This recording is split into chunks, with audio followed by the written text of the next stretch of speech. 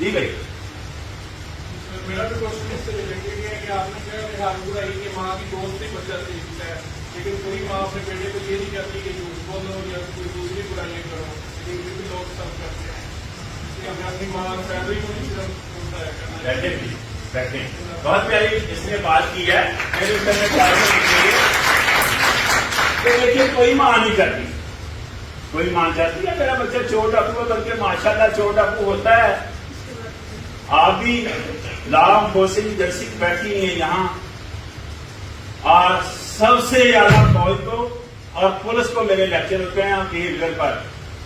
تو پولیس کو تو 1995 میں میرے پاس ایک ویڈیو ہے جس میں میں اسے حالے لیکچر دے رہا ہوں. پولیس کو 1995 قلعہ گجر سنگھ میں 2005 میں ایس ایچ او لاہور کو لیکچر دے رہا ہوں. تو اس کا مطلب پولیس کو بہت زیادہ لیکچر ہوتے ہیں، لیکن جب ان سے انٹیک کرتے ہیں تو پولیس سے ہی کہہ رہی ہوتی ہے ہم غلط کہہ رہے ہوتے ہیں.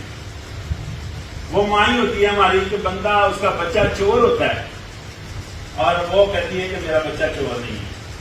کوئی ماں نہیں چاہتی. اس کا سوال بہت گہرا ہے. کوئی ماں یہ نہیں چاہتی کہ اس کا بچہ چور ڈاکو بنے.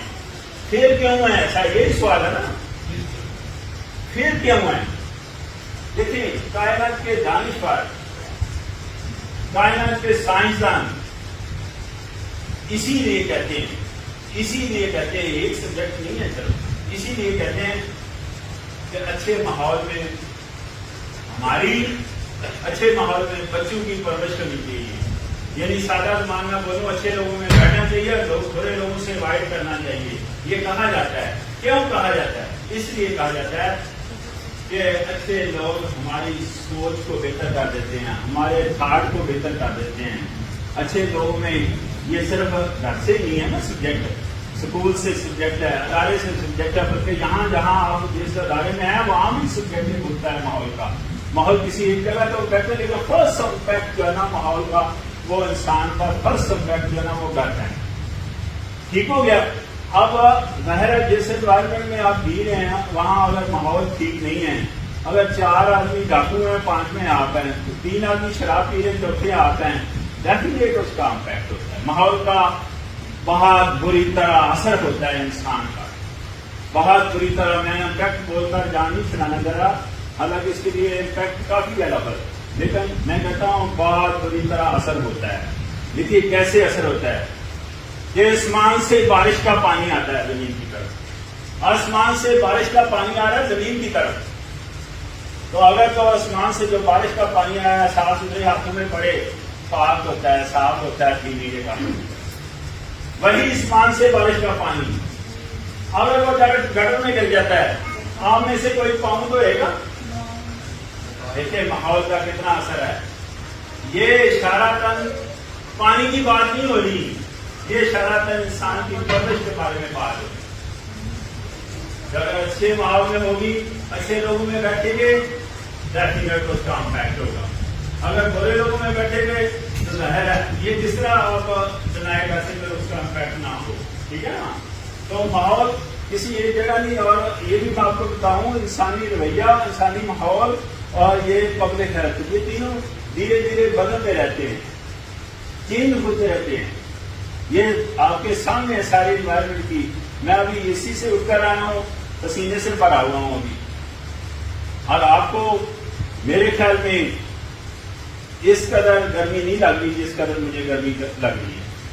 تو دونوں ماحول میں کتنا فرق ہے. وہاں اے سی ہے، یہاں گرمی ہے. ایسا ہی ہے کہ نہیں؟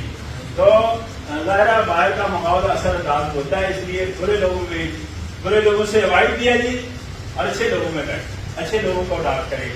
اور اچھے لوگوں کی نشاندہی سائنسدانوں نے اور دانشوروں نے کی ہے. اگر میں اس کو اور کلیئر کر دوں تو دانشوروں نے کہاں سے لی ہے یہ چیز کہاں سے انٹیک کی، سائنسدانوں نے کہاں سے کی؟ میں آپ کو بتاتا ہوں آج کہاں سے لی ہے. آپ بتائیں. صبح کی نماز تو میں بھی پڑھتا ہوں، نماز میں ہم شریف پڑھتے ہیں، سب کو سورۃ الفاتحہ پڑھتے ہیں. تو سورۃ الفاتحہ کی لاسٹ 2 لائنیں پتہ کیا لکھا ہوا اس میں لکھا ہوا اللہ ہمیں ایسے لوگوں میں شامل کر جو صراط مستقیم پر ہیں. سیدھے راستے پر ہیں اور ایسے لوگوں میں شامل نہ کر جن پر تیرا عذاب ہے اور جو ظالم ہیں. ظالم سے مراد ہے کہ اپنے اوپر ظلم کرتے ہیں, اللہ پر تو ظلم نہیں کرنا نا انہیں. اس کا مطلب اچھے لوگوں میں رکھ, برے لوگوں سے رکھ. یہ سورۃ فاتحہ میں ہر روز نماز میں لوگ پڑھتے ہیں. کبھی کسی نے یہ بات نہیں بتائی کہ یہ سائنسدانوں نے, یہ دانشوروں نے قرآن سے اٹھا کر یہ بات ہمیں بتائی. سورۃ فاتحہ کی لاسٹ کو لائنوں میں لکھا تھا کہ اچھے لوگوں میں بیٹھے, اچھے لوگوں کے ساتھ جیے, اچھے لوگوں کے ساتھ کھائیں پیئیں, اچھے لوگوں کے ساتھ چلیں پھریں, آپ کے اندر بہتری آئے گی, اس کا امپیکٹ ہوگا. اور برے لوگوں سے بیٹھ رائٹ جی. نیکسٹ کوشچن ہے, ورنہ لطیفہ سناؤ.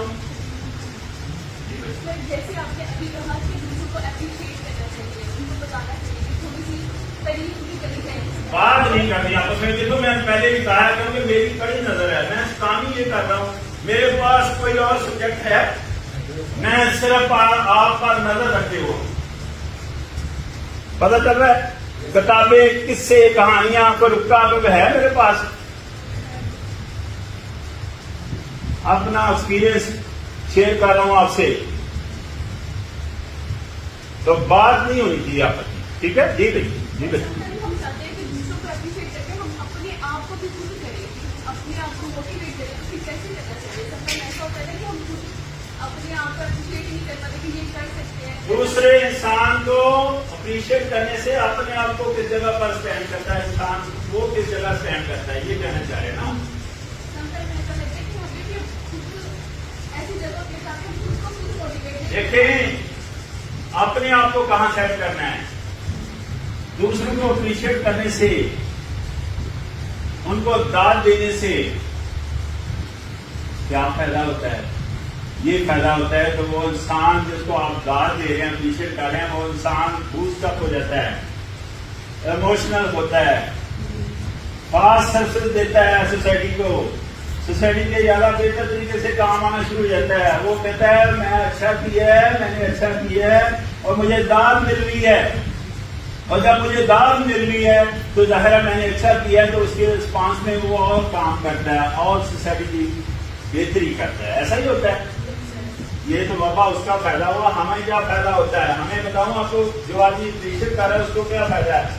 سب سے زیادہ اس کا فائدہ ہے اس کی ایگو دفن ہو رہی ہے, اس کی ناپرستی جو ہے نا وہ دفن ہوتی ہے اس میں. لیکن دوسرے کو تو میں کبھی اپریشیٹ کروں گا جو مجھ سے بہتر ہوگا نا. بھائی مجھ سے اچھا کام کر رہا ہوگا اس کو میں اپریشیٹ کروں گا نا. تو میری جو ایگو ہے, ایگو جس نے ہمارے معاشرے میں تمام رشتوں کا بیڑا گرک کیا ہوا ہے, وہ ایگو جو نا وہ دفن ہو جائے گی. اگر دفن نہیں بھی ہوگی تو ٹھنڈی مٹی ہو جائے گی, کمزور پڑ جائے گی, ریڈیوس ہو جائے گی, اس میں کمی آئے گی ایگو میں. یہ چھوٹا فائدہ ہے. آپ سمجھتے ہیں یہ چھوٹا فائدہ ہے کہ آپ انسانی شکل میں چلے جائیں گے جس شکل میں اللہ نے پیدا کیا تھا. ایگو کی وجہ سے ہمارا کوئی رشتہ ہے کہیں اسٹینڈ کر رہا ہے. اگر آپ کو شک ہے تو تبھی میں بار بار کہہ رہا ہوں, میں کتابیں پڑھنے, قصے کہانیاں, یہ چیزیں اس طرح توجہ نہیں دے رہا, اس طرح توجہ دے رہا ہوں. پریکٹیکلی کیا کرتے ہیں, آپ جائیں اپنی ماں, بہن, بیٹی, اپنے بھائی, چچا, جو بھی رشتے دار ہیں ان سے ملیں اور میرے موبائل کے ساتھ, کیمرے کے ساتھ بعد میں دیکھنا. کیمرے میں آپ کو پتا چلے گا کہ رشتہ کہاں اسٹینڈ کر رہا ہے. رشتہ کہیں بھی اسٹینڈ نہیں کر. رشتہ اسٹینڈ اگر کوئی کر رہا ہے تو ویل وش پر کر رہا ہے. ویل وش سمجھتے ہیں نا, جو خواہشات ہیں اس پر صرف اسٹینڈ کر رہا ہے. ذرا سا ہماری خواہش کو کوئی ٹچ دے, بھلے سگی بہن ہو, سگا بھائی ہو, سگا چچا ہو, ایون باپ ہو, ایون ماں ہو, ہم کبھی طور پر اس کی پاسداری نہیں کرتے. صرف ویل وش کی پاسداری کرتے. ویل وش اپنی خواہشات اور اپنی خواہشات کی نفی کریں تو ایگو نہیں ختم ہوتی ہے. تو آپ کو پتا ہے کہ اس کو کہتے ہیں سادہ میں بولوں تو انسان انسان بن جاتا ہے, اور جن کو سادہ زبان کی کہانی میں بندے کا پتر بن جاتا ہے. ٹھیک ہے رائٹ. تو کوشش کریں کہ ہم جو نا انسان بن جائیں, انسان بن جائیں. کیوں सारा कुरान उसका निचोड़ ये है। अगर विल विश की बात करें तो वो बात कहती है कि सिर्फ मेरी विल विश की पास की जाए, सिर्फ साथ सिर्फ की लगाता है। और हम कहते हैं कि नहीं, हम अपनी विल विश की सिर्फ पास नहीं करेंगे। रिश्ता तो उससे भी कायम नहीं है, हमारा रिश्ता उससे भी कायम नहीं है। अब चेक कर लें मेरा पॉइंट। ये जो नमाज पढ़ते हैं, अल्लाह माफ करे, मैं अपनी नमाज में बता रहा हूँ, मुझे ऐसे ऐसे ख्याल आते हैं कि मैं आपको बता नहीं सकता। अगर विल विश उसकी हो, उसकी मैं पासदारी कर रहा हूँ, तो कभी ऐसा हो सकता है? नहीं हो सकता, नहीं हो सकता, नहीं हो सकता। जी नेक्स्ट क्वेश्चन जी, नेक्स्ट क्वेश्चन जी, जी बेटा।